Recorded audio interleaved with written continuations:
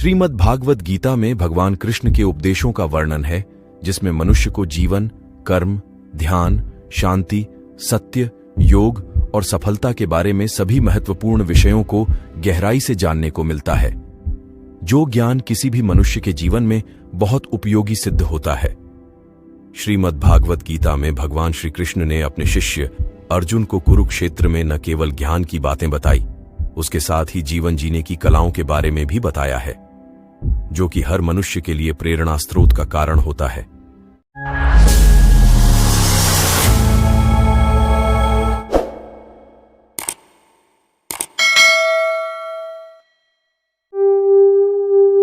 इच्छा पूरी नहीं होती तो क्रोध बढ़ता है और इच्छा पूरी होती है तो लोभ बढ़ता है। इसलिए जीवन की हर स्थिति में धैर्य बनाए रखना। धर्म केवल रास्ता दिखाता है, लेकिन मंजिल तक तो कर्म ही पहुंचाता है। वह जो सभी इच्छाएं त्याग देता है, मैं और मेरा की लालसा तथा भावना से मुक्त हो जाता है, उसे शांति प्राप्त होती है। मैंने कहा है, अगर तुम्हें किसी ने दुखी किया है तो बुरा मत मानना। लोग उसी पेड़ पर पत्थर मारते हैं जिस पेड़ पर ज्यादा मीठे फल होते हैं। समय कभी नहीं रुकता। आज यदि बुरा चल रहा है तो कल अवश्य अच्छा आएगा। आप केवल निस्वार्थ भाव से कर्म कीजिए, केवल वही आपके हाथ में है। मनुष्य कितना भी गोरा क्यों ना हो, परंतु उसकी परछाई सदैव काली होती है।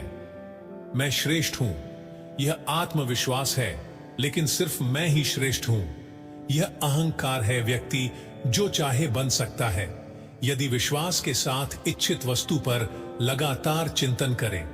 प्रेम सदैव माफी मांगना पसंद करता है और अहंकार सदैव माफी सुनना पसंद करता है। जो रास्ता ईश्वर ने आपके लिए खोला है, उसे कभी भी कोई बंद नहीं कर सकता।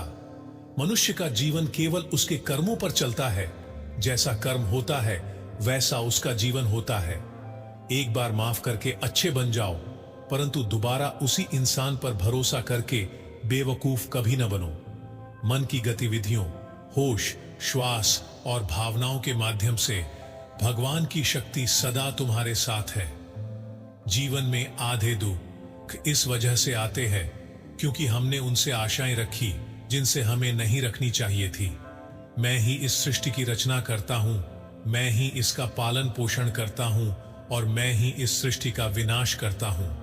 इंद्रियों के अधीन होने से मनुष्य के जीवन में विकार और परेशानियां आती है। सुख दुख का आना जाना सर्दी गर्मी के आने जाने के जैसा ही है, इसलिए इन्हें सहन करना सीखना ही उचित है।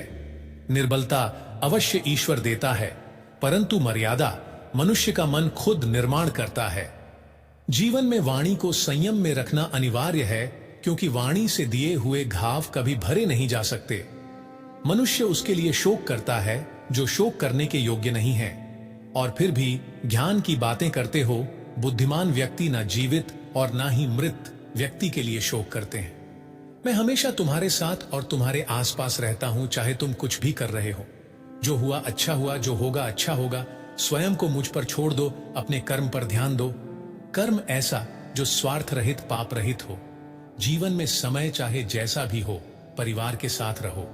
सुख हो तो बढ़ जाता है और दुख हो तो बढ़ जाता है। मोहग्रस्त होकर अपने कर्तव्य पथ से हट जाना मूर्खता है, क्योंकि इससे ना तो तुम्हें स्वर्ग की प्राप्ति होगी और ना ही तुम्हारी कीर्ति बढ़ेगी। मैं कहता हूं, सत्संग ईश्वर की कृपा से मिलता है, परंतु कुसंगति में पड़ना मनुष्य के अपने ही हाथों में होता है। कर्म का फल व्यक्ति को उसी तरह ढूंढ लेता है जैसे कोई बछड़ा सैकड़ों गायों के बीच अपनी मां को ढूंढ लेता है। इस संसार में कुछ भी स्थायी नहीं है। मैं सभी जीवों में विद्यमान हूं। मैं चींटी में भी विद्यमान हूं और हाथी में भी विद्यमान हूं। मेरे भी कई जन्म हो चुके हैं, तुम्हारे भी कई जन्म हो चुके हैं। ना तो मेरा अंतिम जन्म है और ना यह तुम्हारा अंतिम जन्म है। व्यक्ति कर्म करने से कभी छुटकारा नहीं पा सकता है, इसलिए तुम्हें हमेशा कर्म करते रहना चाहिए, क्योंकि कर्म के बिना तुम्हारे शरीर का निर्वाह भी नहीं हो सकता है।